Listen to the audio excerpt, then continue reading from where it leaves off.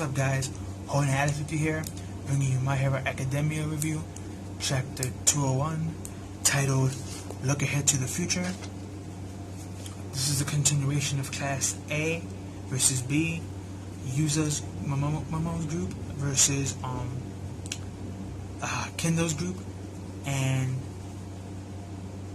basically what happened was, like what happened in the last chapter when Kendo kept on attacking Momo. Momo had summoned something that we couldn't see what it was. This chapter we found out what it was. It was a cannon. And Kendo thought she was going to shoot her, but she actually pointed like to the sky to her right and shot. And Kendo took the opportunity to snag her from the side. And when this was going on, we saw what she shot, and it wasn't really like a cannonball that she shot up. It was a heavy-duty bag full of stuff inside. And Tokiyama saw it, and he flew up and grabbed it. And then we got some inner dialogue between him and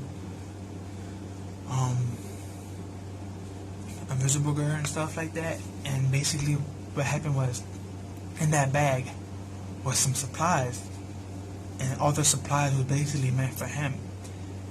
And one of them, which was the main one we saw a lot and that he used, was like a thermal vision goggles and some powder spray to put on the Mushroom Girl.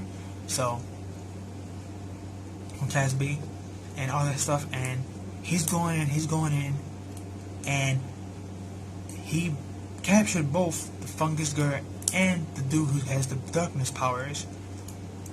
Problem is, she turned it around because she couldn't remember her quirk is mushroom. She couldn't make mushroom bloom from her pores.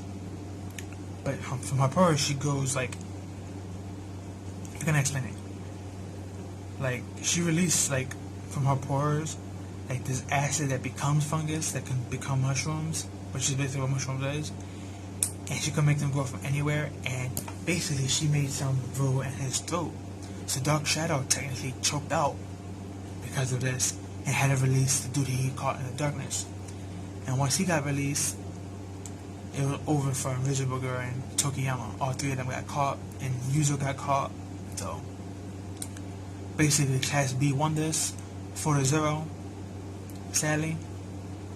But even though they won, there was dialogue by Kendo that she felt like she didn't really win at all, because through this whole battle she was being outsmarted by them. Of course, in the end they won because of the brute strength and because of that misplay move on Tokiyama's part, which it was stated if he would have knocked her out instead of just kind of capture her, they would have won. But a mistake does happen, and that's what happens when you fight somebody and you don't know their full quirk and abilities. So it makes sense a basic mistake like that would happen. Also, we saw in this chapter Dark Shadow, the way he knocked them down to capture them, he used this move called Black Hawk. I forgot the name of it. I should have wrote it down in my notes, but it's Black Hawk, I believe, Absidon or Absidan, something like that. But basically it's him like spinning towards you real fast with his claws out, making like a mini tornado. And that's basically how he struck down both the Mushroom Girl and the dude covered in darkness. And he captured him, which was good, but thanks to Mushroom Girl's quirk being as OP as that thing is, she was able to turn it around and choke him out. And once they caught Dark Shadow, catching everybody else was easy. So, but yeah, I mean, this was a great chapter. Sadly, Yuza's team lost. It was a very powerful OP team.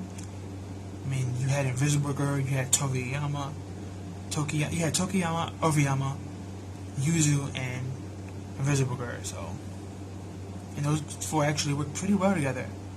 Sadly, the Mushroom Girl quirk, Mushroom is just too powerful and OP. But it was a great chapter. I advise you to go read it if you haven't. If you already read it, go read it again. Really great stuff. I'm actually liking this school arc that we're in. Can't wait for it to get animated, probably like 5th or 6th season. But luckily we have the 4th season coming up in April, I believe. Or somewhere in springtime. But yeah, that's all I have for this one, guys. Please like, comment, share, and subscribe, and I'll see you on the next one. Peace.